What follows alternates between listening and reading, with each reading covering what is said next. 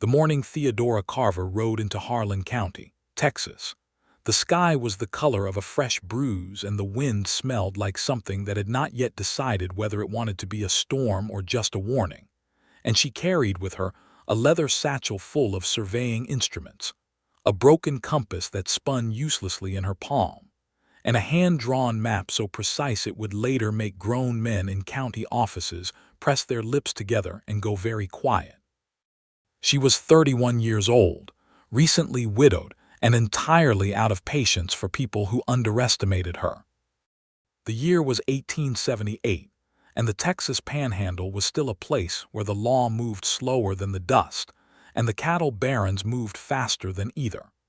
Theodora had been a surveyor's wife for 6 years, and in those 6 years she had learned more about triangulation, theodolite readings, and land measurement than most professional surveyors cared to admit a woman could absorb. Her husband, Bernard Carver, had been a decent man with a weak chest and a passion for precise measurement, and when the pneumonia took him in the bitter January of that year, Theodora had found herself alone with a half-finished land survey of some 4,200 acres in Harlan County, a legitimate deed to 640 of those acres, and debts that were not quite small enough to ignore. She had made her choice quickly, the way she made most of her choices. She would complete the survey herself, file it with the county, and claim what was rightfully hers and Bernard's by the deed they had purchased 2 years prior from a land office in Abilene. The fact that no woman had ever filed an independent land survey in Harlan County was not, in Theodora's estimation, a reason not to do it. It was simply a fact, the way the broken compass was a fact, and the way the 340 miles between Abilene and the Watkins ranch boundary was a fact. She had made that ride in 9 days, which was faster than most men would have managed. The ranch came into view just as the sun crested the eastern ridge, painting the limestone bluffs amber and gold and throwing long shadows across the dry grass. It was called the Rocking W, and even from a quarter-mile out, Theodora could see it was a serious operation. There were cattle moving in the south pasture, dark shapes drifting like slow clouds against the pale earth. A windmill turned in the distance. 2 barns stood solid and weather-gray behind a main house that was built from the same limestone as the bluffs, low and sturdy and honest-looking, the kind of structure that did not apologize for itself. She rode her gray mare, a dependable animal she called Juniper, up the dusty track toward the main gate. A hand posted at the fence line saw her coming and straightened, pushing his hat back to look. "Morning," she called, pulling Juniper to a stop. "I am looking for the property line between the Rocking W and the parcel registered under Bernard Carver's deed. I believe the southeast corner marker should be approximately 40 rods east of your gate post." The hand, a young fellow with a sunburned nose and a look of bewildered courtesy, glanced at the leather satchel on her saddle, then back at her face. "Ma'am, the property line," she said again, pleasantly enough.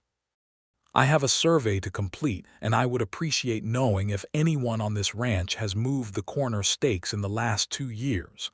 He opened and closed his mouth once. "You better talk to Mr. Watkins," he said finally. "I intend to," Theodora said, and rode through the gate before he had fully opened it. Seth Watkins was 35 years old, and he had not expected his morning to begin with anything more complicated than a disagreement with his foreman about the Northwest water trough, and a letter from his sister in San Antonio that he had been putting off reading for 3 weeks.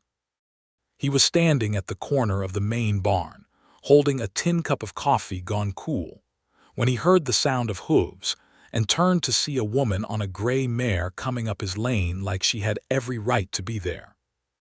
She pulled up not 10 feet from him and looked down at him with dark eyes that were neither unfriendly nor particularly yielding, and she said, "You are Seth Watkins." It was not a question. He was a tall man, broad through the shoulders, with a jaw that was not beautiful but was honest, and dark brown hair going a little gray at the temples. His hands were the hands of a working rancher, scarred and strong, and his eyes were a particular shade of hazel that shifted between green and brown depending on the light and whatever mood was currently running through him. Right now they were more brown than green, which usually meant he was thinking hard about something and had not yet made up his mind what to think. "I am," he said. "I am Theodora Carver," she said. "My late husband Bernard Carver held a deed to 640 acres that borders your property along the southeast line. I have come to complete his survey and file it with the county. I believe 2 of the corner markers may have been disturbed." Seth looked at her for a long moment. He looked at the leather satchel, at the rolled paper strapped alongside it, at the mare who was solid and calm in the way well-kept horses were, and then he looked back at Theodora's face. She was striking rather than pretty, with high cheekbones and a mouth set in a line of composed determination and dark hair wound up under a practical traveling hat. She wore a divided skirt for riding and a coat that had seen better days but was still respectable. She looked, he thought, like a woman who had ridden a long way and was not done yet. "Bernard Carver," he said carefully. "I heard he passed. I am sorry for your loss, Mrs. Carver."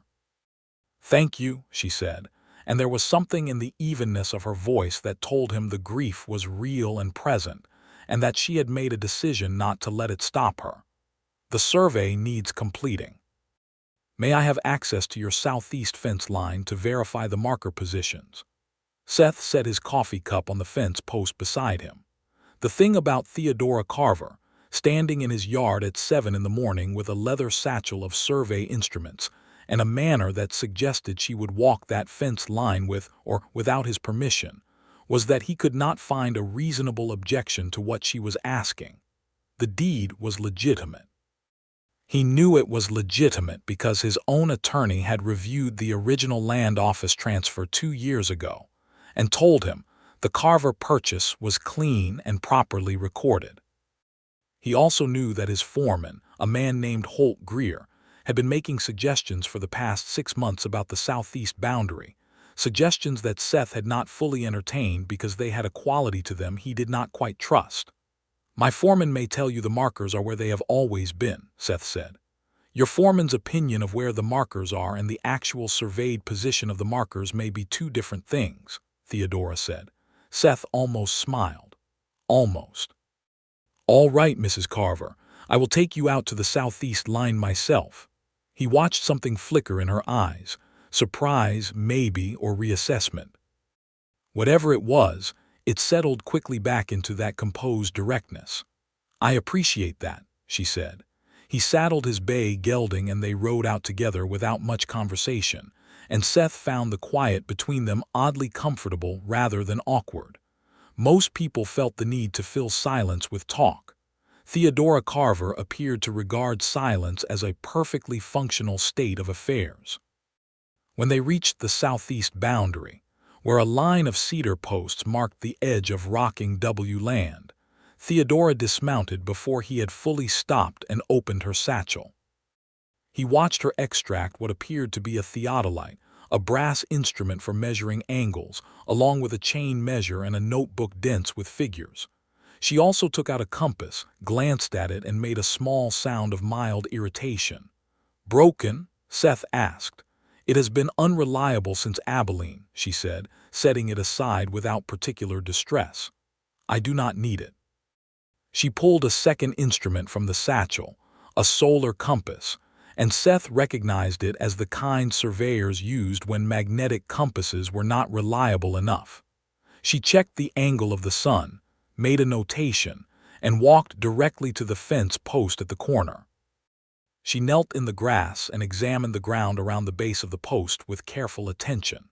She measured outward from it in 2 directions with the chain, made more notations, then walked a line north along the fence and did it again. She worked for nearly 40 minutes without asking him anything or appearing to need his input, and Seth, who was accustomed to doing useful things with his time, found himself simply watching her because watching her was strangely absorbing. Her movements were economical and sure. She did not second-guess herself. The way she read her instruments and cross-checked against the figures in her notebook had the quality of long practice, and he understood then that she had not simply learned these things second-hand from her husband. She had done them. She knew them in her hands. She stood finally and looked at him with an expression that had gone from composed to carefully controlled, which was a different thing. "This corner post has been moved," she said, "approximately 18 feet southwest from its original position. At this corner, that represents an encroachment of roughly 9 acres onto my property." Seth went still. "You are certain?" "I am," she said, and she showed him the notebook, the columns of figures, the angles recorded, and the calculations following them in a clear, steady hand. "I can show you the original survey notes from Bernard's fieldwork. The triangulation from the limestone outcrop at the ridge is fixed and cannot be moved. The post is not where the survey places it." Seth looked at the post. He looked at the notebook. He looked at the ridge to the north, where the limestone outcrop jutted against the sky like a broken tooth. He thought about Holt Greer and the suggestions about the southeast boundary. He thought about the fact that this 9-acre strip contained the best water source on this side of the property, a spring-fed creek that ran along what was apparently supposed to be Carver land. He felt something cold and uncomfortable settle in his chest. "How many corners have you checked?" he asked. "This one," she said. "I need to check the other 3. I suspect this may not be the only discrepancy." He nodded slowly. "Then we check them all." She looked at him for a moment with those level dark eyes, and he had the sense she had been prepared for argument, for dismissal, for the particular kind of impatient contempt that men in this county tended to show when their convenient understanding of a boundary line was challenged. The fact that he had said instead that they should check the rest of them appeared to recalibrate something in her assessment of him. "Then let us continue," she said. They spent the better part of the day riding the southeast boundary, checking each corner marker, and at every stop, Theodora's measurements and the original survey notes told the same story. Someone had moved the stakes. Not dramatically, not in a way that a casual observer would notice, but enough. Enough to add up. 18 feet here, 22 feet there. A consistent pattern of encroachment that shifted the boundary line southwest and added to the rocking W's total acreage what Theodora calculated, with the careful precision of her dead husband's methodology and her own sharp intelligence, to be 43 acres of Carver land. By the time they rode back to the main house in the late afternoon, Seth was quiet in a way that was different from his earlier comfortable silence. This was the quiet of a man working out something difficult. "Your foreman," Theodora said, not making it a question. "Possibly," Seth said, "possibly not his idea alone." She waited. "There is a man named Aldridge Cope," Seth said. "He owns the neighboring spread to the north and has been interested in acquiring land in this area for some time. He has approached me twice about selling the southeast parcel. I told him it was not for sale. I also told him it did not border his property, which it does not." He paused. "He may have found another way to extend his reach. By having your foreman move my markers so that my land appeared to already be part of the rocking W, making any future purchase or consolidation cleaner," Theodora said. "That would be my guess," Seth said. "Though guessing and proving are not the same thing." "No," Theodora agreed, "but my survey will prove the discrepancy. When I file it at the county office, the original deed boundaries will be legally established and any future claim based on the current post positions will be invalid." He looked at her. The afternoon sun was low and the light was turning the color of old honey, and it caught the dust on her coat and the loose strand of dark hair at her temple and made her look, for just a moment, less like a determined surveyor and more like someone who was very tired and carrying a very heavy thing. "That survey," he said, "will also make clear that my ranch has been encroaching on your land for however long those posts have been wrong." "Yes," she said simply. "I will cooperate fully with the filing," he said, "and I will address the situation with Holt Greer tonight." She looked at him for a long beat and whatever she found in his face appeared to satisfy her. "Thank you, Mr. Watkins." "Seth," he said, and surprised himself a little by saying it. She considered him. "Seth," she repeated, as if testing the weight of it. "I will need a day or two to complete the final calculations and draft the formal survey document. Is there a boarding house in Harlan Creek?" "There is," he said, "but it is 8 miles northwest and the owner charges twice what it is worth."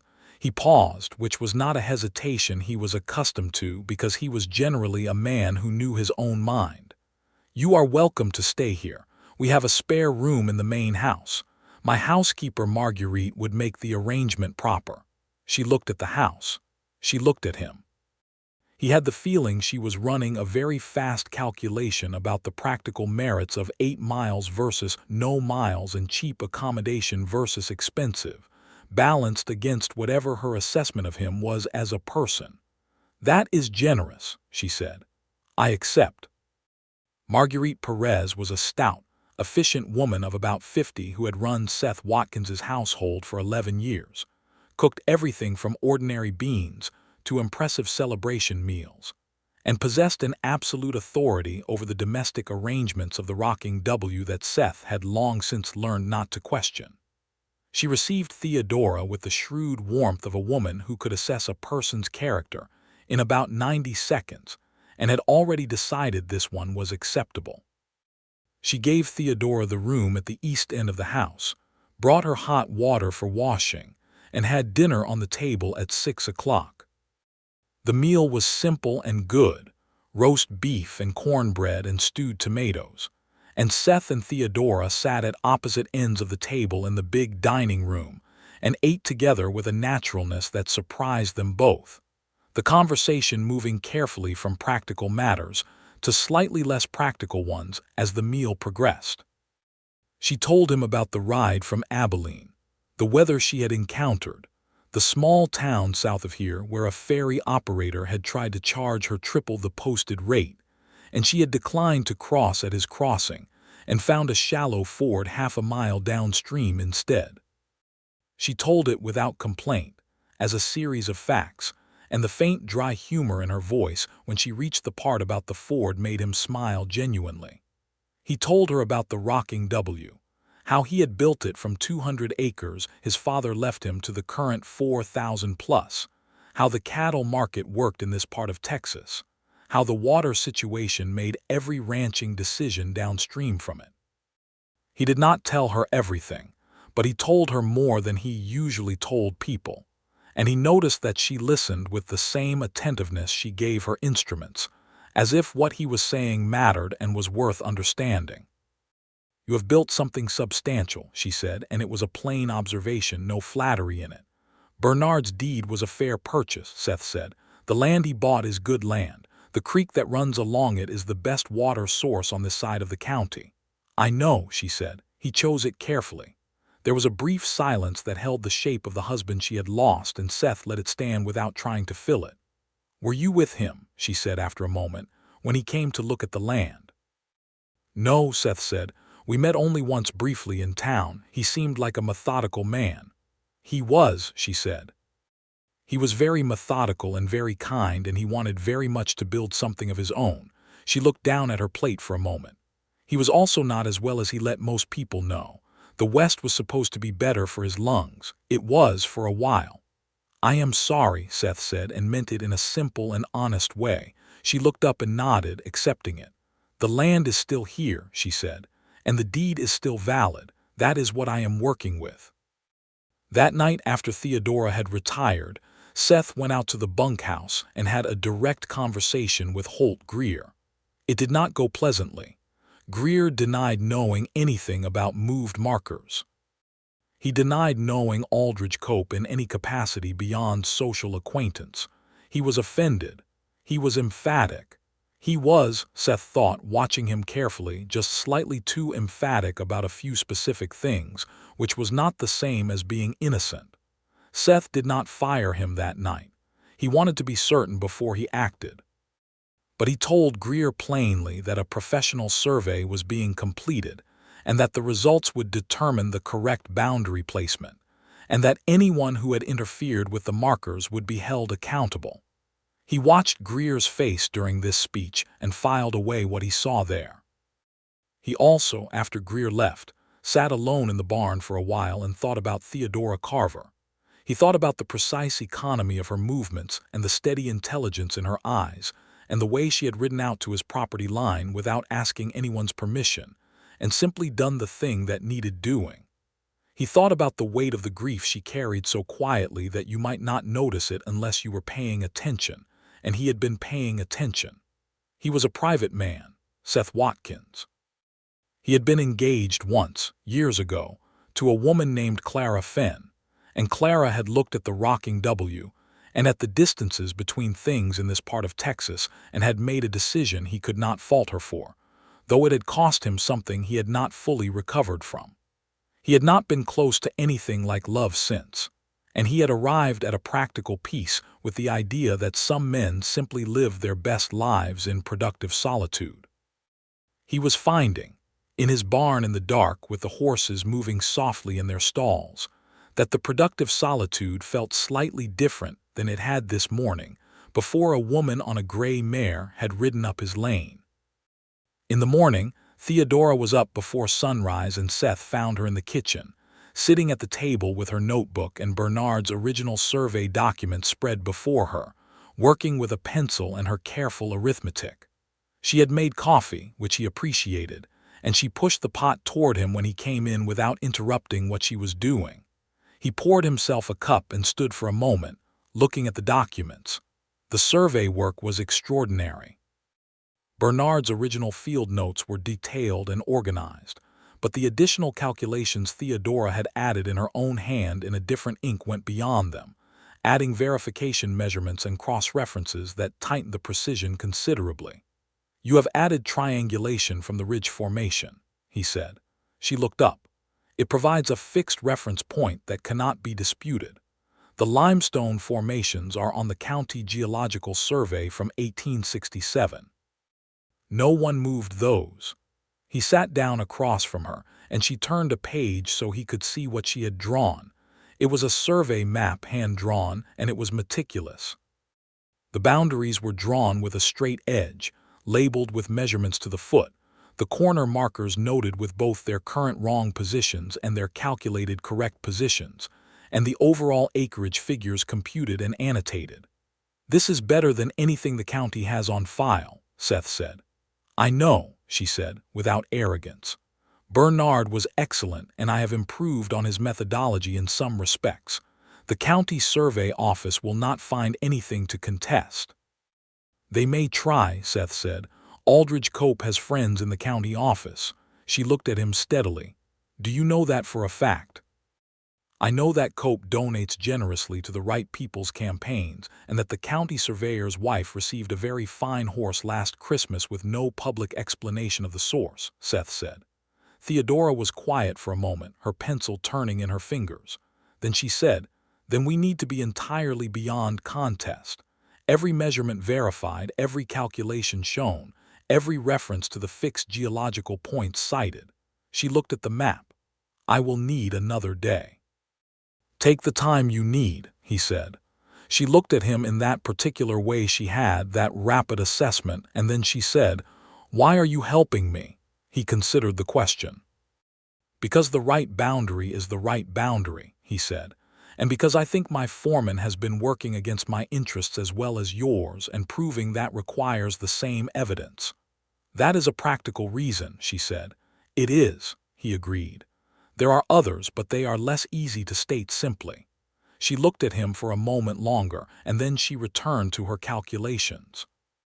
But there was something different in the set of her shoulders, something that was not quite relaxed but was 1 degree less braced against the world than it had been. Over the next 2 days, they worked together in a way that felt entirely natural and also entirely new to both of them. Seth rode the full boundary with her the second day, not because she needed his help with the measurements, but because she needed a second pair of hands for holding the measuring chain at distance, and because he found that he wanted to be there. She showed him how the theodolite worked, how to read the angles, how her calculations connected field measurements to the drawing on paper, and she did it without condescension, the way someone teaches who genuinely likes the subject and does not mind sharing it. He showed her, in turn, the land itself. He knew it intimately, every wash and rise and seasonal water pattern, the way the south-facing slopes held heat and the north-facing ones held moisture, where the grass grew best and why. She listened with the same quality of attention she gave everything, absorbing it, connecting it to what the survey map showed, and occasionally she said something that demonstrated she had already understood something he thought he was explaining for the first time. On the afternoon of the second day, they were checking the western corner of the Carver parcel, and the sun had gone behind a bank of cloud, and the wind had picked up from the north with the particular cold edge that in this part of Texas meant weather was coming before nightfall. They were standing close together over the notebook, her shoulder almost against his arm, the survey map held between them, when she said, without looking up, "The spring-fed creek is entirely within the original Carver parcel." "All of it?" "Yes," he said. "That means," she said, "that any water rights your ranch has established based on access to that creek may need to be renegotiated." He was quiet for a moment. "I know that." She looked up then and found him closer than she had realized, which was a thing she registered in a way that was not purely practical. "That is a significant concession," she said, "for a rancher in dry country." "A legal concession is not a loss," he said, "if the original rights were wrongly assumed. I would rather know the truth of my boundaries than hold onto water rights built on someone else's land." She looked at him in a way she had not quite looked at him before. It was a longer look, less guarded, and there was something in it that went beyond reassessment and landed somewhere warmer. "Bernard would have liked you," she said quietly. "He always said the measure of a man was what he did when the honest thing cost him something." Seth felt the words move through him in a way that was complicated, because they were about her husband and they were also about him, and they were also, underneath everything, about the space that existed between them which was not purely professional and had not been for at least a day. "I hope I can live up to that measure," he said. She held his gaze for a count of several seconds, and the wind moved between them, and then she returned her attention to the notebook. But a small thing had shifted. Something had been said that could not be unsaid, not because it was a declaration but because it was an acknowledgement of what she saw in him, of what he was hoping she saw. That evening, Holt Greer was not at supper in the bunkhouse. One of the hands, a steady young man named Reuben Diaz, came to the house to tell Seth that Greer had packed a bag and ridden out mid-afternoon, heading north, toward Cope's property.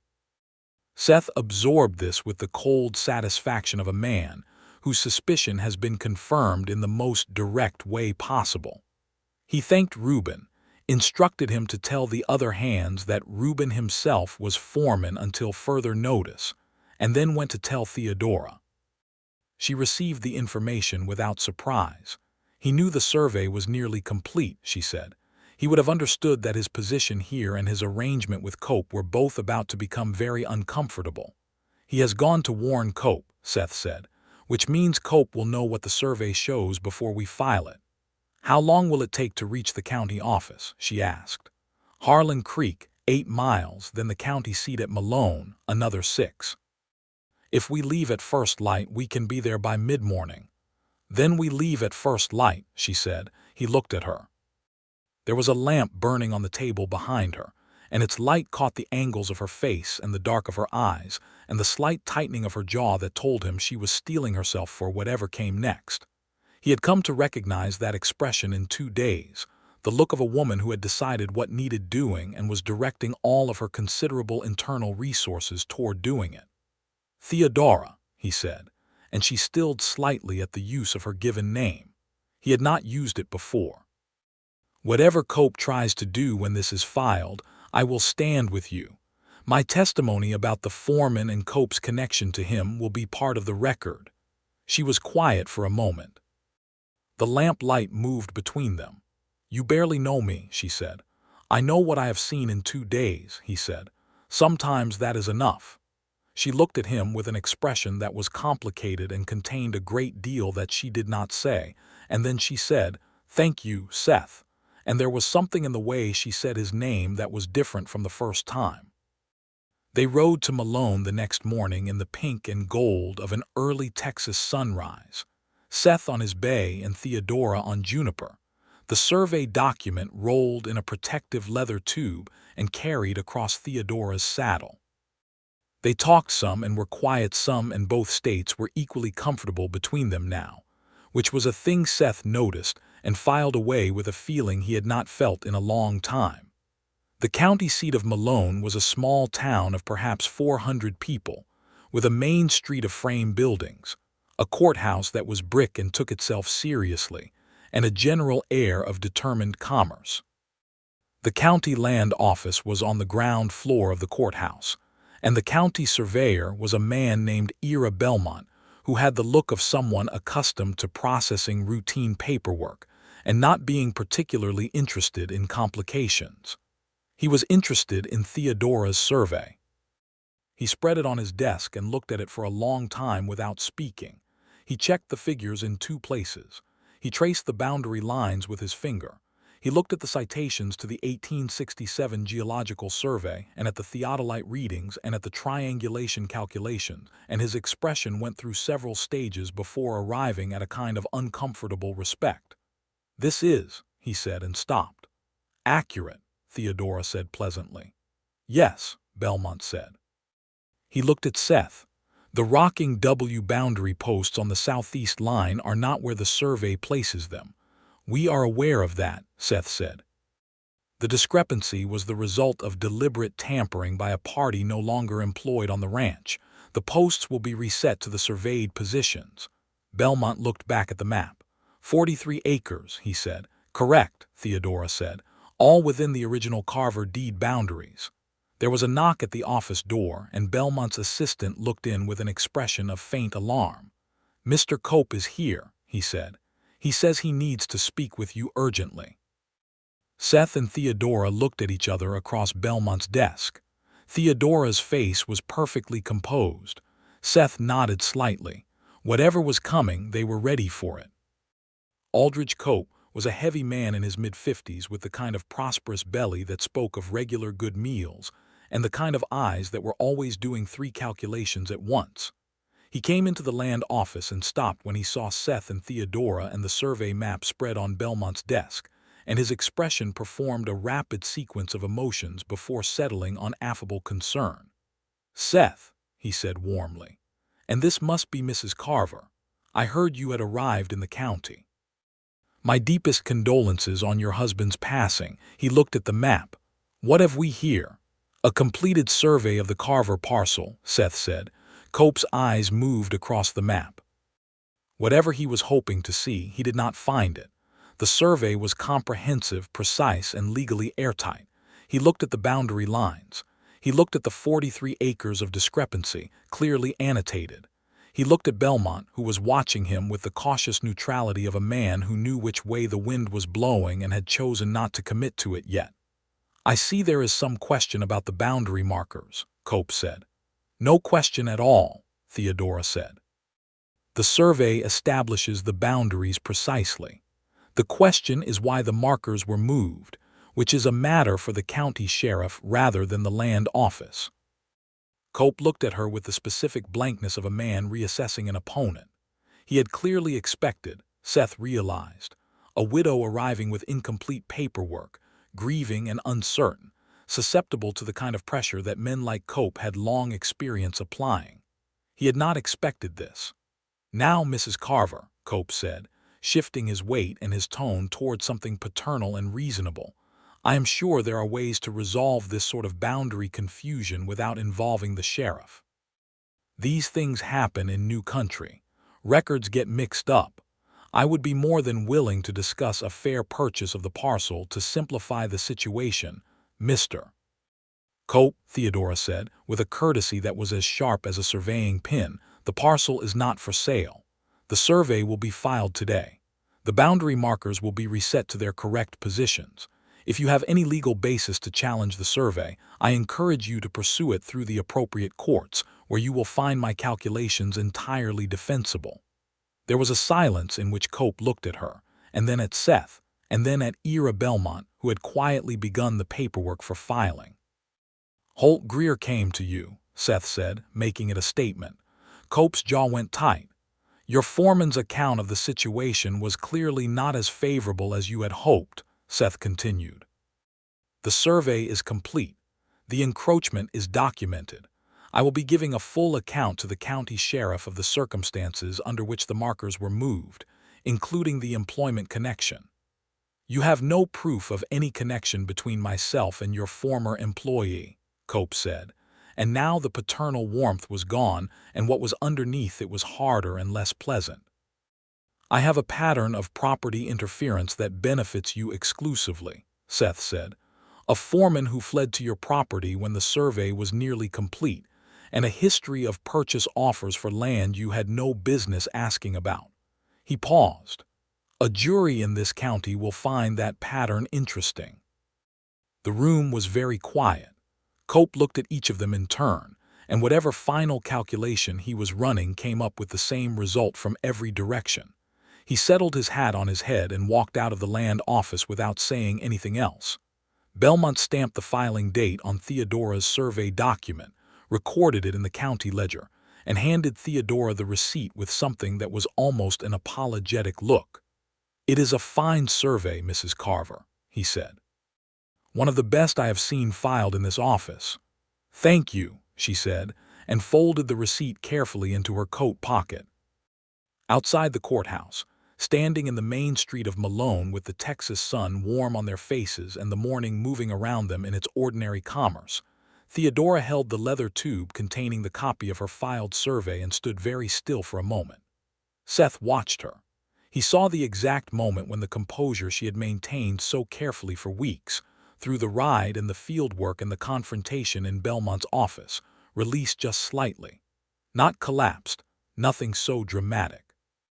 Just a fraction of an inch, a small settling of the set of her shoulders, a breath that went out a little longer than the ones before it. "It is done," she said. "It is done," he agreed. She turned to look at him, and the late morning sun was full on her face, and her eyes were bright with a feeling she was not quite naming but that he could read clearly enough. "I did not know," she said carefully, "when I rode into your yard 3 days ago, whether you would tell me to leave or call your foreman or simply refuse to cooperate. Most men in this county would have done one of those things." "Most men in this county have not met you," he said. She looked at him for a long moment. "That is generous." "It is accurate," he said, and her mouth moved into something that was very nearly a full smile, and he found it affected him considerably. They rode back toward the rocking W in the warmth of the morning, and somewhere in the middle of that 8-mile ride, the conversation moved away from legal matters and boundaries and the practical circumstances that had brought them together, and into territory that was softer and more personal. She told him about growing up in Ohio, the daughter of a land agent father who had taught her to read surveys, because he saw no reason daughters should not know what sons knew. She told him about meeting Bernard at 24, a quiet man who matched her methodical nature and respected her intelligence and wanted a partner in every sense of the word. She told him about the 2 years in Abilene, the land purchase, the dreams they had made together. He told her about the ranch, but he also told her about the years before it was what it was now, the lean years and the bad winters and the cattle fever that took a third of his herd in 1873 and nearly took the whole enterprise with it. He told her about Clara Fenn, briefly and without bitterness, because she was part of the honest account of who he was. He told her that he had not regretted building the rocking W into what it had become, but that there were evenings when the size of the main house felt more like subtraction than plenty. She was quiet for a while after that. The horses walked in an easy rhythm beside each other, close enough that their riders' knees were almost level. "What do you intend to do with the land?" he asked. "The Carver parcel." "I intend to work it," she said. "It will take time to establish properly. I have some savings. The deed is clear now. A small cattle operation to start." "Alone," he said. "I have managed alone this far," she said, but it was not quite the same as saying she wanted to. "You have," he agreed, "and you would manage it well." "The survey alone proves that." She glanced at him. "There is a but somewhere in that sentence." "There is," he said, and he held his bay to a stop, which brought her mare to a stop beside him, and they sat there together in the middle of the dry Texas grass with the wind moving the scrub brush and the sky enormous and blue above them, and he looked at her directly and said what he had been working toward for 3 days. "You are the most capable person I have met in 15 years of running this ranch," he said. "You are also kind, even when you are being entirely formidable, and you are honest to a degree that is genuinely unusual, and you have a way of seeing things clearly that I find I value considerably." He paused. "I am not proposing anything unsuitable. I recognize it has been only 3 days and you are newly widowed, and the circumstances do not allow for the kind of rush I might otherwise be tempted toward. But I want to be plain with you about what I am hoping, which is that you will not disappear from my life when your business here is concluded." Theodora looked at him for a long, unhurried moment. The wind moved between them. Somewhere to the east, a meadowlark sang twice and went quiet. "That is the most orderly declaration of interest I have ever heard," she said. He felt warmth climb his neck. "I am a methodical man." "So was Bernard," she said softly. "I find I am partial to methodical men." She looked down at the survey tube across her saddle and then back at him. "I am not ready to make promises, Seth. It has been 6 months and the grief is still present, though it does not disable me. But I am also not the kind of woman who pretends not to understand what she sees, and I can see that you are." She paused, searching for her word carefully. "Good, genuinely good, and I do not want to disappear from your life either." He nodded. "It was enough. It was more than enough." "Then stay a while longer," he said. "Not as a guest, as a neighbor. You have land that borders mine. It is not unreasonable." The corner of her mouth lifted again. "It is entirely reasonable," she said. "You are very good at making reasonable arguments." "I learned from the best surveyor in Harlan County," he said. She laughed then, a real laugh, clear and unguarded, and it startled the birds in the brush nearby, and it did something considerable to Seth Watkins's carefully arranged composure. He sat in his saddle and listened to it, and thought he could spend a significant number of years trying to produce that sound again, and not consider the effort wasted.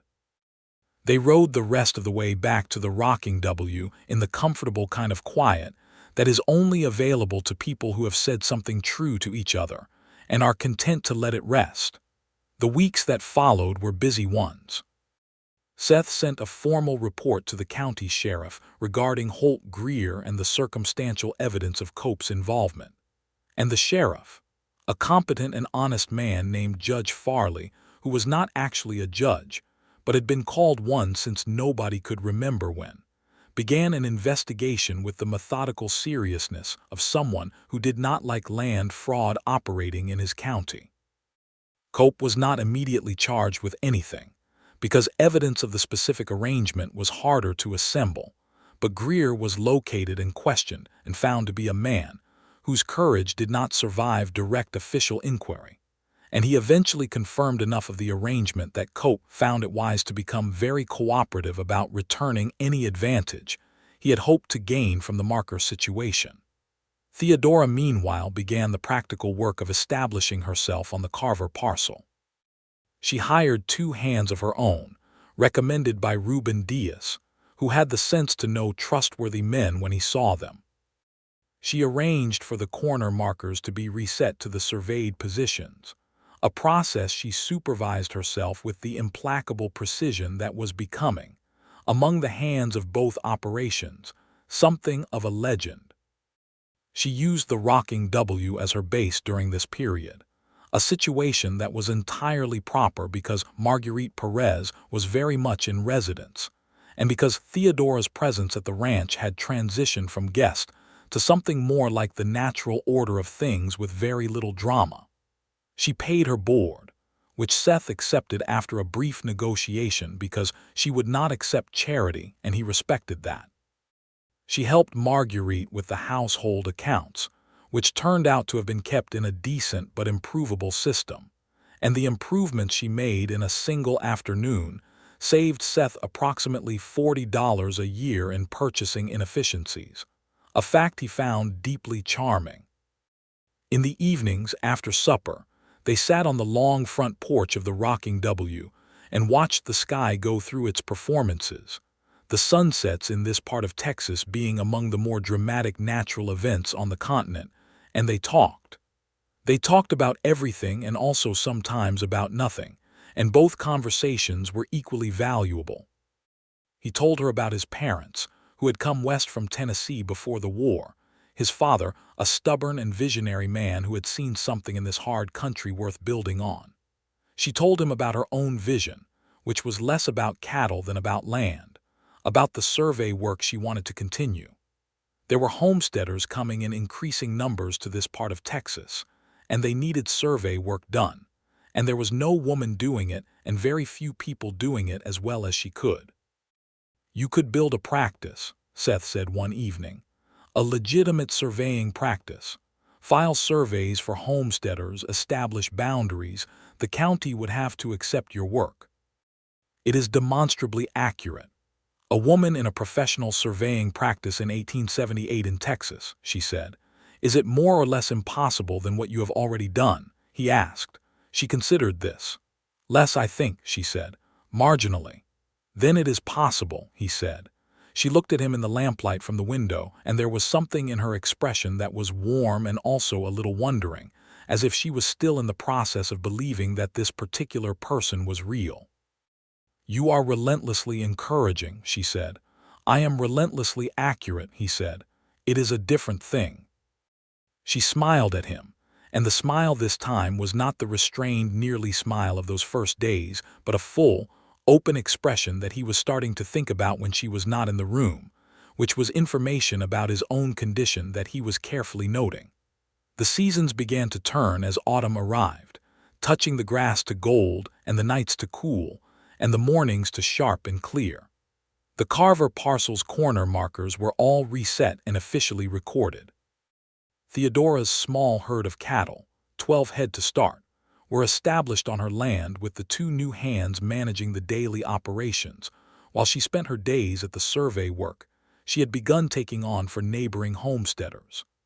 The first homesteading family she surveyed for was the Harlan family, Irish immigrants who had come west with very little money and a very large amount of determination, and whose claim needed surveying before they could file for title. Theodora spent a day on their land, made her measurements, did her calculations, drew her map, and charged them a fee that was fair and that they could actually pay. Old Patrick Halloran, who had worked with plenty of surveyors in his time, looked at the finished document and said, "This is the finest survey work I have seen, Mrs. Carver, and I will tell every man I know." He was as good as his word. By November, Theodora had 3 more survey commissions lined up. Seth watched all of this and felt a complicated pride that he had no official right to feel yet, because they had not moved beyond the careful and honest acknowledgement of interest that had existed between them since the courthouse in Malone. He had not pushed. She had not pulled away. But they were both aware of the thing between them as a fact as steady as the survey lines on her maps, and it was growing, the way things grow in good conditions, steadily and without fanfare. It was Marguerite who finally addressed it, as Marguerite addressed most things that needed addressing in the rocking W household, directly and without excessive ceremony. She cornered Seth in the kitchen one morning in late October and told him that anyone with functional eyesight could see that he was in love with Mrs. Carver, and that Mrs. Carver was not immune to him, and that it was November coming and the winter was long, and if he had something to say he ought to say it before the opportunity became less obvious. "You are correct," Seth said. "I usually am," Marguerite said. "Go and say it." He found Theodora in the small room she had claimed as a study and workspace, where her survey equipment was laid out on the table, and several maps in various stages of completion were pinned to the wall alongside her instruments. She was working at the table with her usual focus when he knocked on the open door and she looked up. "I need to say something to you," he said. She put her pencil down and gave him her full attention. He came into the room and stood in the way of a man who had decided to do a thing and was going to do it properly.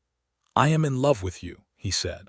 "I have been working my way toward that certainty since the morning you rode into my yard, and I have arrived at it with complete conviction. I am not asking you to make a decision today or tomorrow or at any particular speed, but I wanted to name it plainly because you deserve plain things." The room was quiet. The afternoon light came through the window and lay across her work table and across her face, and she looked at him with those clear dark eyes that saw things precisely. "I am in love with you too," she said. "I have been afraid of saying it because it seemed too fast and too soon after Bernard, and because I did not want to move without being certain. But I am certain." She paused, and something in her expression was both soft and fierce at once. "I am certain, Seth." He crossed the room in 2 steps, which was the most expedient thing he had ever done, and he took her hands in his and looked at her up close in the afternoon light, and she looked back at him. And then he kissed her with the careful directness of a man who understands that what he is doing matters enormously. She kissed him back with equal conviction.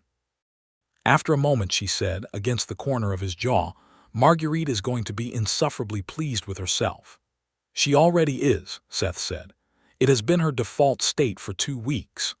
Theodora laughed, that clear, unguarded laugh, and the afternoon was beautiful, and the maps were on the wall, and the survey equipment was on the table, and everything about the moment was exactly what it should be.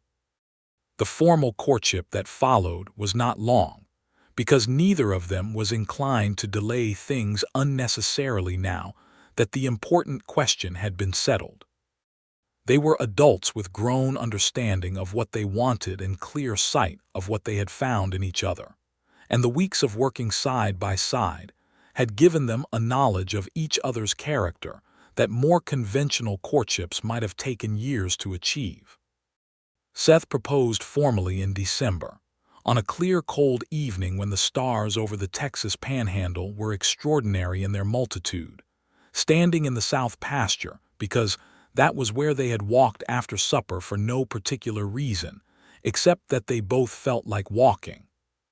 He got down on one knee in the dry grass, and she looked at him with the stars behind him, and said yes before he had fully finished the sentence, and then pulled him to his feet because the ground was cold, and she was practical about these things. They married in February of 1879, in the small whitewashed church in Harlan Creek, and it was not a large wedding because neither of them wanted a large wedding. But the church was full anyway because the county had developed a considerable interest in the woman with the survey instruments and the precise map, and also because Seth Watkins was known throughout Harlan County as a fair and honest man, and people came to mark an occasion like this. The Halloran family came, all 7 of them. Ruben Diaz stood at Seth's side. Marguerite Perez sat in the front pew and cried happily and made no effort to hide it. The county surveyor Ira Belmont attended and brought his wife and looked at Theodora with the expression of a man who has revised his professional opinions and is not unhappy about it. Aldridge Cope did not attend. Cope had removed himself from active antagonism in the county after the sheriff's investigation, and the relationship between his operation and the Rocking W had settled into a cold distance that suited everyone. The case against him was not formally prosecuted in the end, the evidence being more convincing than what could be easily assembled into a legal case. But the investigation had cost him several business relationships and some significant local standing, and that was its own kind of accounting. Theodora wore a dress of deep green wool that she had made herself in Abilene before the ride, because she had been a woman with plans even then. She carried a small bunch of dried wildflower that Marguerite had saved from summer specifically for this purpose. She walked down the aisle alone because she had no family present to walk her, and she walked it with the same composure she walked everywhere, which in this context was not cold or remote, but simply the expression of a woman entirely at home in herself. And Seth, watching her come toward him, thought he had never seen anything so beautiful in his life. The minister said the words and they said theirs, and when it was done they rode back to the rocking W together on their horses, Seth on his bay and Theodora on Juniper, and the Texas February sky was blue and limitless above them. The Carver parcel, after the marriage, presented an interesting question of its own. It was still legally Theodora's land under her original deed, and she had made clear before accepting Seth's proposal that the land was hers and the survey practice was hers, and those things were not absorbed into the marriage but stood independently alongside it. Seth had agreed with a directness that she found entirely satisfying. What they agreed together was that the two parcels, operated together, made better practical sense than separately. The creek that ran through the Carver land provided water that benefited both operations. The rocking W's established cattle infrastructure benefited the newer Carver herd. Theodora's survey income provided a diversified revenue that any ranching operation was wise to have in a country where cattle prices were not always predictable. It was a partnership in the complete sense of the word, and they ran it as such. Spring came to Harlan County with its particular extravagance, the dry grass greening almost overnight, and the wildflowers appearing across the limestone hills in combinations of orange and yellow and deep purple that made the whole landscape look like something a painter had invented. Theodora's survey practice was now handling 6 active commissions and had a growing reputation that extended beyond Harlan County into the neighboring counties, because accurate survey work was foundational to homestead claims and Theodora's accuracy was now the local benchmark. She had also encountered in this work the reality of who was filing homestead claims and who was being denied them, and some of what she found troubled her deeply. There were families, Mexican families who had held land in this region since before Texas statehood, who were losing boundary disputes to Anglo newcomers because they lacked the documentation and the legal standing to defend their existing claims. There were freedmen who had homesteaded since emancipation and whose claims were regularly challenged in ways that had more to do with who they were than where their stakes were planted. She surveyed for those families too. She charged some nothing and others what they could afford, and she documented their boundaries with the same precision she gave everyone, and she gave them the survey documents they needed to stand in court or in front of the county board and say, "This is mine, and here is the proof, and it cannot be disputed." Seth supported this without reservation. He had grown up in a West that was not fair and had never been under any illusion that the law and justice were the same thing, and he used his standing in the county to quietly back up Theodora's survey work when backing was needed, which was occasionally. There were men who grumbled about a woman doing survey work that affected their ability to expand their operations. There were others who grumbled about whose land she was willing to survey. Seth's response to the grumbling was a consistent and patient stoniness that was more effective than argument. In the summer of 1879, Theodora discovered she was expecting a child. She told Seth on a Tuesday evening in July, sitting on the porch in the long summer twilight, with the same directness she brought to everything, and he received the information with a stillness that lasted about 4 seconds before he stood up and took her hands and held them and looked at her with something in his face that was not his usual composed expression at all, but something much more open and vulnerable and joyful. "Are you happy?" she asked, because she wanted to hear it from him. "I am," he said, and his voice had a quality she had not heard in it before. "I am very happy, Theodora." She looked at their joined hands and then at his face and said, "So am I." She continued her survey work through the summer and into the early autumn, adjusting what she could adjust and refusing to adjust what she saw no reason to adjust, which was most of it. Marguerite made her feelings about this known, but ultimately deferred to Theodora's judgment, because Marguerite was a pragmatic woman and understood that this was not a woman who was going to spend 8 months sitting in a rocking chair waiting for something to happen. The baby came in February of 1880, exactly 1 year after their wedding. He was a boy, solid and loud and apparently entirely certain of his position in the world from the first moment. And they named him James Bernard Watkins. James for Seth's father and Bernard for Theodora's first husband, because Bernard had been part of the life that brought her here, and his name deserved to be carried forward in something good. Seth held James for the first time with the careful wonder of a man encountering a fact more significant than anything he had previously encountered. And Theodora, watching from the bed where Marguerite had finally gotten her to stay still for an hour, felt the fullness of the life she was living in a way that was almost too large for her chest. "He has your jaw," she told Seth. Seth looked at the baby's face. "He has your eyes," he said. "Then he will be formidable and honest," she said. "God help Harlan County," Seth said, and she laughed. James grew into the kind of child who was everywhere at once and interested in everything and completely fearless, which was exactly what two people of their particular characters should have expected to produce. He was in the survey equipment before he could properly walk, and in the horse pasture before he was 2, and helping Reuben Diaz with the cattle sorting by the time he was 4, which Reuben took entirely in stride, because he had seen the child's mother establish legal boundaries in a county office without raising her voice, and had no illusions about what James Bernard Watkins was made of. The survey practice continued to grow. By 1881, Theodora had taken on an assistant, a young man named George Aldred who was fresh out of school in Austin, and had applied for the position in a letter of such earnest competence that she had hired him without a formal interview. George was 22 and rigorous and completely serious about his work, and he and Theodora developed a productive professional partnership that doubled the number of surveys the practice could take on. The county land office had long since stopped treating Theodora's surveys as unusual.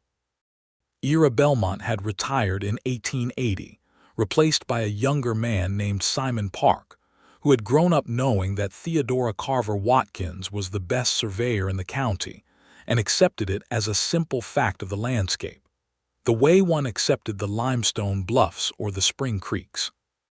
There was a long, golden afternoon in the autumn of 1882 when Theodora and Seth rode the full perimeter of both properties together, which they did every year to check the markers and assess the land's condition.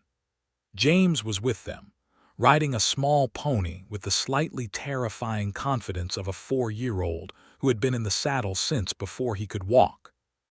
The day was warm and the light was amber, and the grass was the particular golden color of autumn in Texas, and the three of them moved across the land in a companionable and easy way. At the southeast corner, at the marker that had started everything, Theodora dismounted and checked the stake. It was exactly where it should be. It was always exactly where it should be. She had made certain of that. She stood and looked at the land, her land and Seth's land, the combined acreage that was both of theirs now and that contained within it the spring creek and the limestone bluffs and 4 years of hard good work. She looked at her husband sitting easy on his bay, watching her with an expression that had become familiar to her, and that still, reliably, moved something in her chest. She looked at her son on his pony, looking at the horizon with the absorbed attention of a child who is already measuring things. "The marker is correct," she told Seth. "It always is," he said. "The southern pasture needs the fence line checked before winter," she said. "Reuben has it on his list for next week," he said. She walked back to Juniper and put her foot in the stirrup and swung up, and Seth moved his horse alongside hers, and they sat for a moment looking at their land together. James's pony wandered in the direction of a particularly interesting patch of grass, and James led it because he was 4 and grass was not his concern. "I have been thinking," Theodora said. "About what?" Seth asked. "The Prout homestead to the north needs surveying. Their claim is going to be challenged in the spring by the Whitmore operation, and they do not have the documentation to defend it." She paused. "The Prouts are a Mexican family. The Whitmores have a lawyer." "And you intend to be their survey," Seth said. I intend to ensure their boundaries are documented so precisely that even the best lawyer cannot argue with them," she said. He looked at her, and there was something in his eyes that was the specific warmth she had come to understand was not a general warmth, but a particular one directed at her, produced by her, a thing that had not diminished in 4 years and showed no signs of diminishing. "Then we should ride out to the Prout place early next week," he said, "before the weather changes." She looked at him. "We." "You will need someone to hold the chain," he said simply. She looked at him for a long moment, and then she smiled, the full, unguarded smile that he had been producing for 4 years with a satisfaction that never got old. "I always need someone to hold the chain," she said. He reached across the space between their horses and took her hand briefly, and she squeezed his fingers and let go, and they called to James that it was time to head back, and the 3 of them turned toward home in the golden afternoon light. The winter of 1882 came hard and early, which was the West's prerogative, and by December the temperature had dropped enough that the work slowed for everyone. The survey practice paused its field operations for the worst months, which was only sensible, and Theodora used the time for drafting and documentation work, sitting at her desk in the study with a small iron stove keeping the room warm and her instruments laid out on the table and the maps accumulating on the wall. Seth spent the winter months doing the deep work of the ranch's operations, the accounts, the cattle assessment, the planning for the spring season. They worked in different rooms and came together for meals and evenings and all the domestic moments of a shared life. And it was, for both of them, enough and more than enough. One February evening, the first anniversary of James's birth, Theodora set down her pencil and went to find Seth in his office and stood in the doorway until he looked up. "I have something to tell you," she said, and her expression told him what it was before the words did. He stood up from behind his desk and came to her, and she said, "Another one." He put his arms around her and held her, which was not his usual mode because he was not a demonstrative man in general. But there were specific moments with this specific person when the only response was a physical one. She leaned into him and they stood together in the doorway between the rooms, and he felt the extraordinary rightness of his life as a physical fact. "When?" he asked. "August," she said. "Then the summer surveys need to be planned around it," he said. She pulled back and looked at him. "I surveyed through most of the summer with James." "I know you did," he said. "I am not suggesting otherwise. I am suggesting that the August commission should go to George." She considered this. "That is reasonable," she said.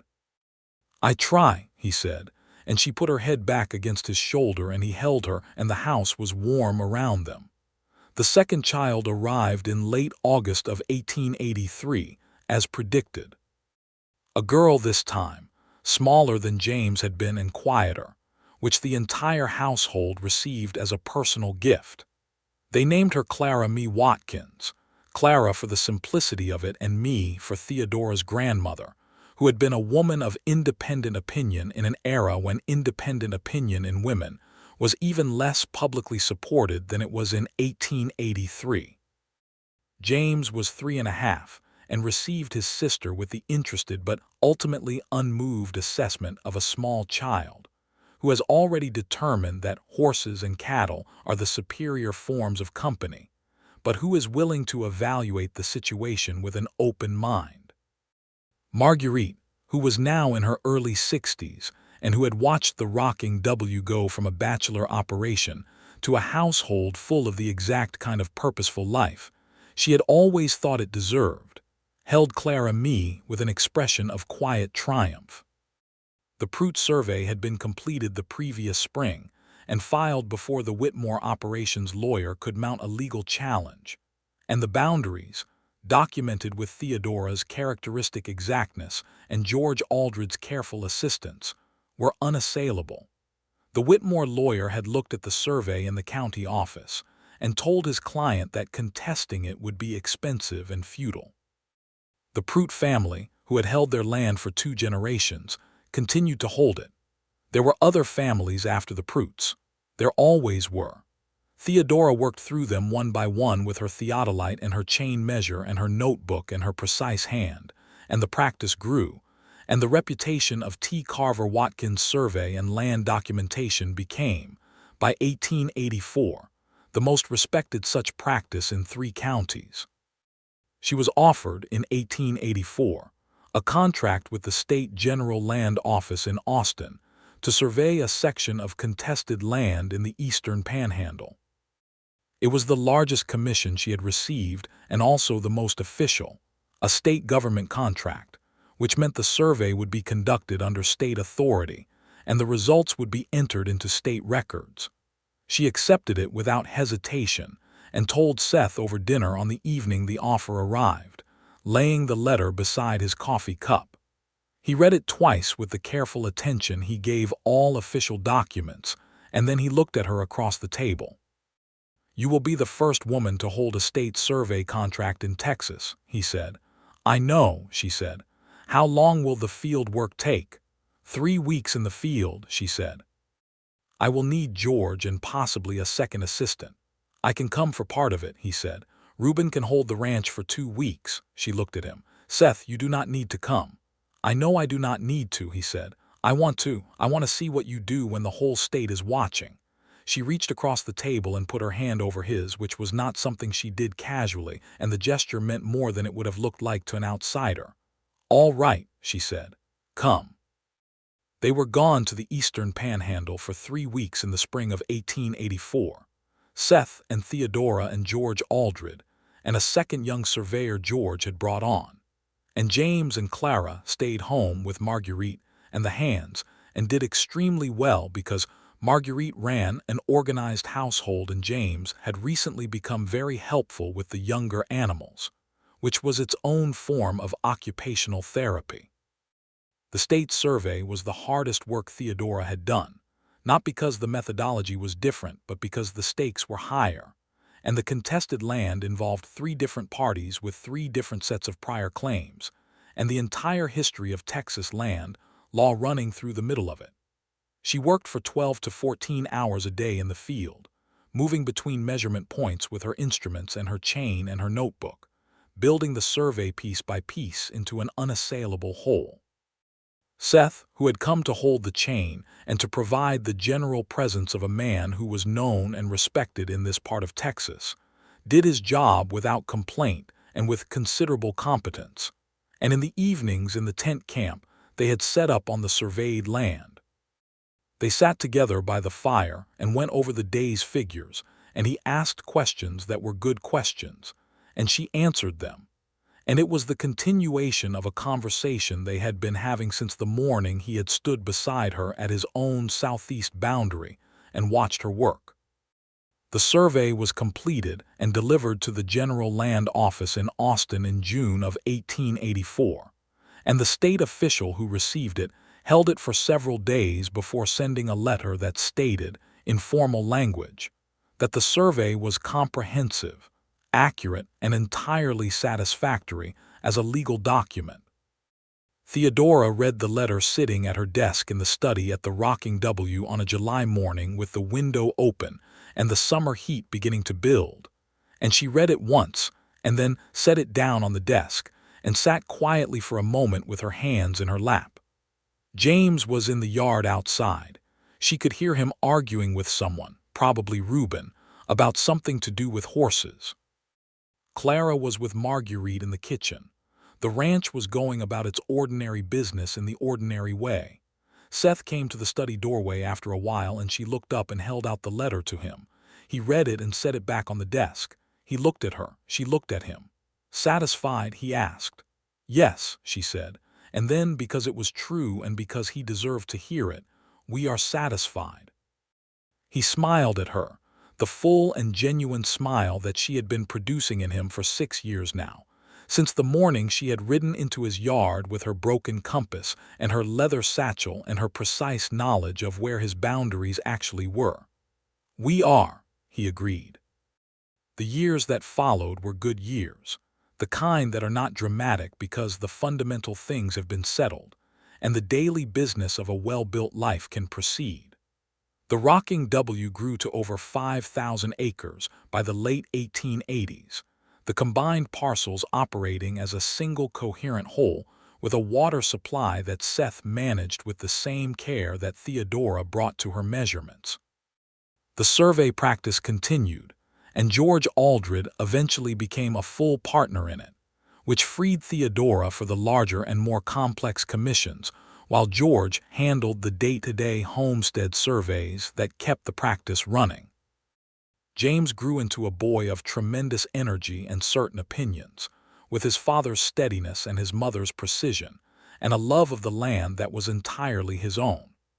By the time he was 8, he could ride any horse in the Rocking W string, and by the time he was 10, he was helping Reuben with the cattle work in a way that was genuinely useful rather than merely tolerated. He also showed an early aptitude for mathematics that made Theodora quietly certain about his future, though she kept that certainty to herself and let him arrive at his own direction. Clara was a different person entirely, quiet and observant and possessed of a creative intelligence that expressed itself in drawing and in the careful construction of things, small mechanisms and arrangements that she made from whatever materials were available, and that demonstrated, to anyone paying attention, a mind that was going to do interesting things eventually. She was also deeply attached to Marguerite, who was her first and most important teacher, and who taught her cooking and household management with the same seriousness that Theodora taught survey methodology, because both were forms of careful knowledge. There was another child in 1886, a second boy they named Robert Thomas Watkins, who came into the world with considerable enthusiasm and proceeded to confirm his intentions by growing faster and louder than either of his siblings had managed. Robert was, by general agreement, his father's son in disposition if not in appearance, steady and practical, and possessed of a quality of unhurried competence that showed itself even in the nursery. Seth watched his children and his wife and his ranch in the evenings from the front porch of the limestone house, and felt the particular satisfaction of a man who has built something worth having, not through ambition alone, but through the specific collaboration that comes from finding the right person to build it with. Theodora, sitting beside him in the cooling evenings with her notebook or a survey document or sometimes nothing at all, felt the same satisfaction from her own direction, though she expressed it less often in words than he did, because she had always been more comfortable with figures than with declarations. But she expressed it in the way she worked, and in the way she sat beside him, and in the way she held his hand when she thought nobody was watching, which was not, in a household with 3 children and Marguerite, as private as she imagined. In 1889, the Texas legislature passed a measure that established formal licensing requirements for professional surveyors operating in the state. The measure was discussed throughout the surveying community with some anxiety, because it created a formal process that had not previously existed, and that required both examination and record of professional work. Theodora submitted her application to the state licensing board with her complete professional record, which included the state contract of 1884, documentation of over 200 completed surveys, and letters of professional recommendation from Ira Belmont, Simon Park, and the official at the General Land Office who had accepted the Panhandle Survey. She also submitted the original Carver Parcel Survey from 1878 with all its calculations visible as evidence of her methodology. She was the 3rd woman in the state of Texas to receive a professional surveyor's license. The first 2 were in Houston and Austin, respectively. She was the first in a rural county. Seth framed the license and hung it in her study. She told him it was unnecessary. He told her he was going to do it anyway. She looked at it on the wall beside her survey maps and instruments and was not as unmoved by it as she claimed. The turn of the decade brought the 1890s with all their changes to the West, the closing of the open range, the arrival of more settlers, the growing network of rail lines that were transforming what had been genuine frontier into something more complicated and more connected. Harlan County was not immune to these changes, and the practical effect on the Rocking W and on the survey practice was mostly one of increased demand. More people meant more boundary questions, more homestead claims, more need for the kind of precise documentation that Theodora had been providing for over a decade. James, at 13, announced with his father's calm certainty that he intended to study engineering at the new university in Austin, because he understood that the West's future was in building things, and he wanted to know how to build them. Theodora received this announcement with the straight-backed pride of a woman who sees her own forward-looking nature in her child, and is entirely pleased about it. Clara, at 11, showed an increasing interest in drawing that was moving in a direction that Theodora watched with the alert curiosity of a mother who knows better than to direct the process, but who is extremely interested in where it leads. Robert, at 6, was primarily interested in the horses, the cattle, the dogs, and the weather, in approximately that order, and showed every sign of being exactly the kind of rancher his father was. One spring afternoon in 1892, Theodora and Seth were sitting on the porch in the late afternoon light, the children occupied in their various ways elsewhere, and the ranch was going about its business in the quiet and productive manner of a well-established operation. The sky to the west was doing one of its elaborate performances, clouds building in towers of purple and gold above the limestone bluffs, and the air had the particular quality of suspended weather, not yet broken but full of contained energy. "Do you remember," Seth said, "the morning you rode up this lane with the leather satchel and told me my corner post was 18 feet from where it ought to be?" "I remember," Theodora said. "I thought," he said, "that you were the most remarkable thing I had ever seen, and also the most inconvenient." She laughed. "I was both those things." "You still are," he said, and he said it with the warmth of a man who regards both qualities as among his greatest good fortunes. She reached across and took his hand, and they sat together watching the storm build in the western sky, its light changing and its energy gathering, and the land spread out before them, their land, surveyed and settled and known, every corner marked and every acre documented and every boundary clear. It was not a country that made easy promises. It was a country that demanded work and honesty and the willingness to measure things as they actually were rather than as one might wish them to be. Theodora had arrived with a broken compass and a survey accurate enough to silence every argument, and in the years that followed she had built, alongside a man who met her in kind, a life as precise and as full as the best work she had ever done. She looked at their joined hands resting on the arm of the porch chair, and then she looked at the sky, and then she looked at Seth, who was watching the storm with the comfortable attention of a rancher reading weather. "The northwest field will need checking after this passes," she said. "Reuben has it on his list," he said. "Good," she said, and leaned her head briefly against his shoulder, and the storm came in from the west with its sound and its fire and its rain, and the house stood solid and limestone solid through all of it. And inside, Marguerite was making supper, and the children were coming in from wherever children go when rain starts falling, and the lamps were lit against the darkening sky, and everything that mattered was right where it was supposed to be. The years after 1892 settled into the deep, comfortable rhythm of a life that had been well built and was now being well lived. The survey practice under Theodora's license and George's partnership had become a pillar of the county's land infrastructure, the kind of institution people pointed to when they wanted to explain what Harlan County had that other counties did not. When a boundary question came up, when a homestead claim was contested, when a railroad company needed right-of-way documentation, the answer was always the same. Get T. Carver Watkins. The work will be done right.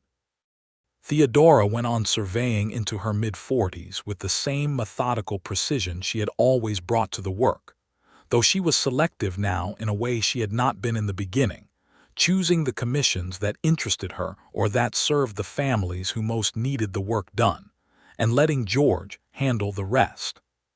She had trained 3 additional surveyors over the years, young men and one young woman who had appeared at her door in 1894 with a letter of application and an expression very like Theodora's own composed determination, and whom Theodora had taken on immediately.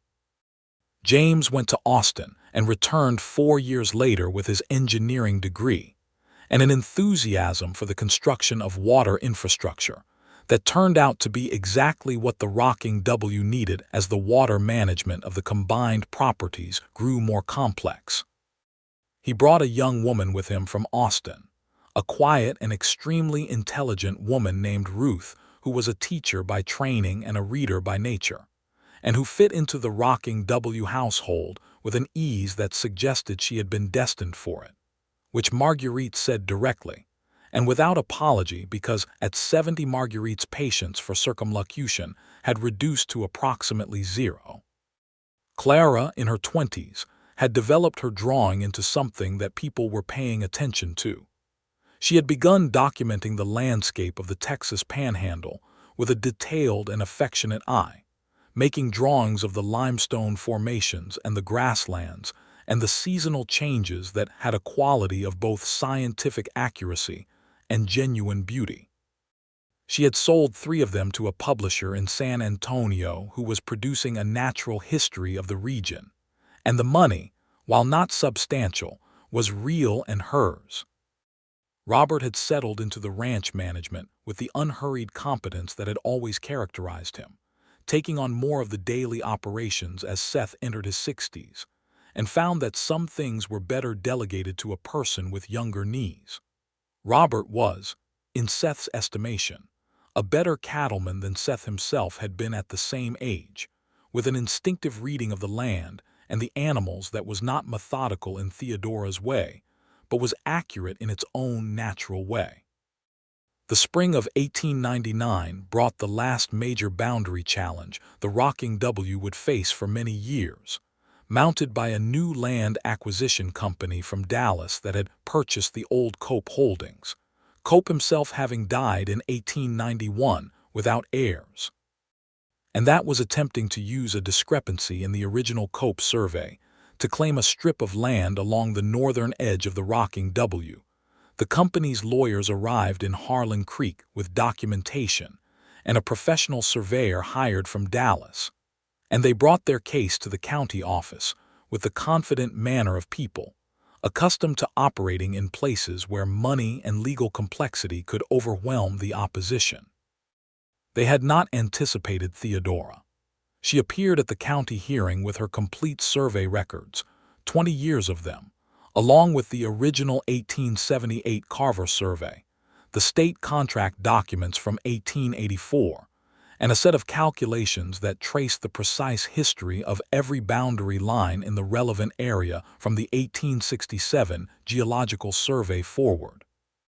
She was 52 years old and she was wearing a dark blue dress, and she had not lost 1 degree of the composure or the precision that she had ridden into Harlan County with 21 years ago.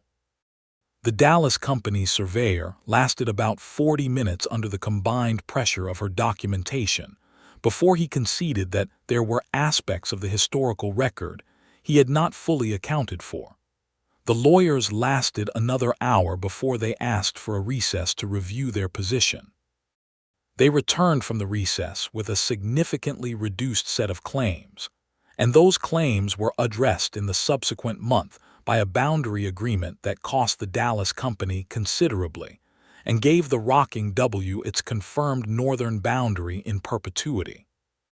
Seth, who had sat beside Theodora through the entire proceeding, walked out of the county office afterward into the spring sunshine of Harlan Creek's Main Street and said, 21 years and the broken compass still wins. She looked at him with the corner of her mouth lifting in the way it always had. The compass was broken, she said. The survey never was. He took her arm as they walked toward where their horses were tied, and she led him, the way she had always led him when they were walking somewhere together, and the street went about its business around them, and the world was ordinary and good. They rode home through the familiar country, the limestone bluffs and the dry grass and the scrub cedar and the long views in every direction. And it was the same country it had always been, and also entirely different because of the life they had put into it. The corner stakes of the Carver parcel were where they had always been supposed to be, exactly there, proven and documented and immovable. In the summer of 1900, James and Ruth had their first child, a boy they named Seth Bernard Watkins, after both grandfathers, and the rocking W received its next generation with the particular delight that belongs to those who have built something and can now see it continuing.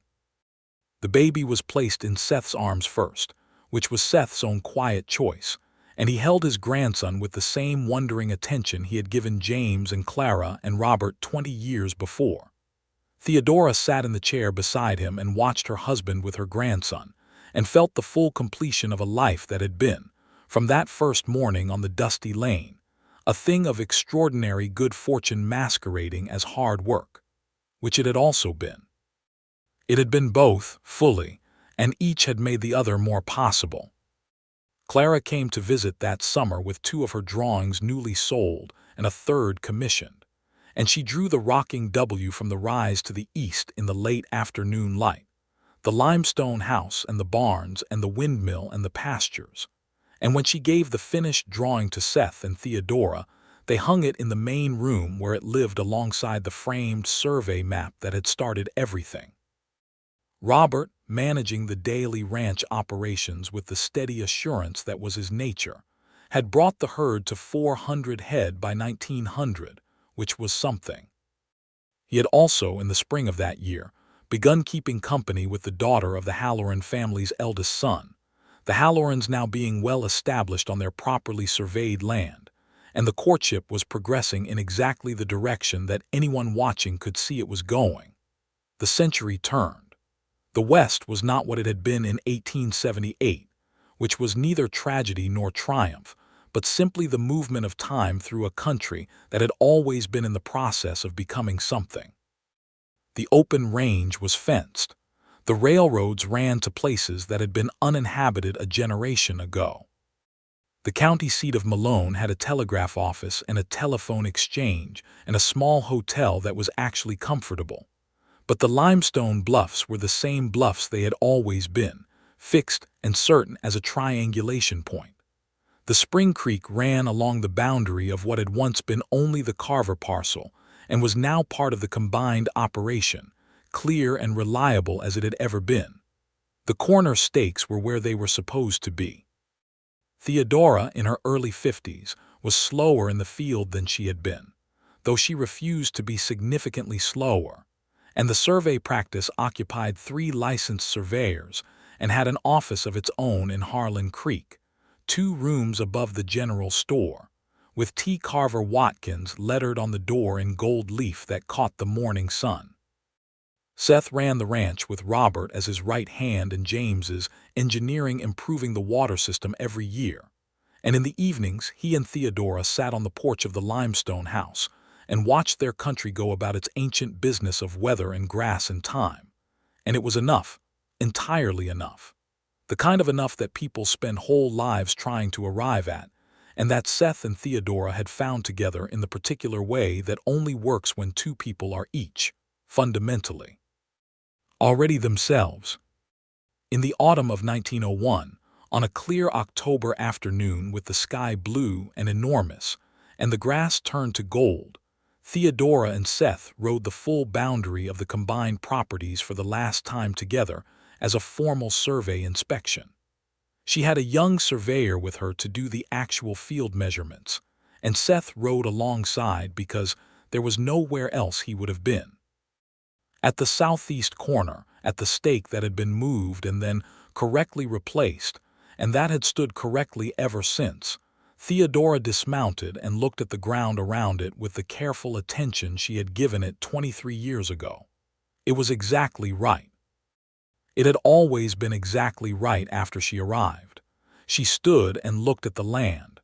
She looked at the limestone bluffs to the north, fixed and immovable, the triangulation reference that could never be disputed. She looked at the spring creek catching the afternoon light in the middle distance. She looked at her husband on his bay horse, older now, the gray at his temples gone thoroughly to silver, his hands the same capable, honest hands they had always been, watching her with the same expression she had first seen in his face when she was trying to decide if he was someone she could trust. He was. He had been. He would be. "The coroner is correct," she said. "It always is," he said. "When you have established it." She put her foot in Juniper's stirrup and swung up, a movement she had made 10,000 times on this particular horse on this particular land, and settled into the saddle and looked at Seth. "Let us go home," she said. And they turned together toward the rocking W in the golden afternoon, riding side by side over the dry grass with the bluffs behind them and the windmill visible in the distance, and the smoke from the house chimney rising straight in the still air. And everything they had built was there before them, bounded and surveyed and proven and whole, and the land held them as they held it, in the honest reckoning of things exactly where they were supposed to be.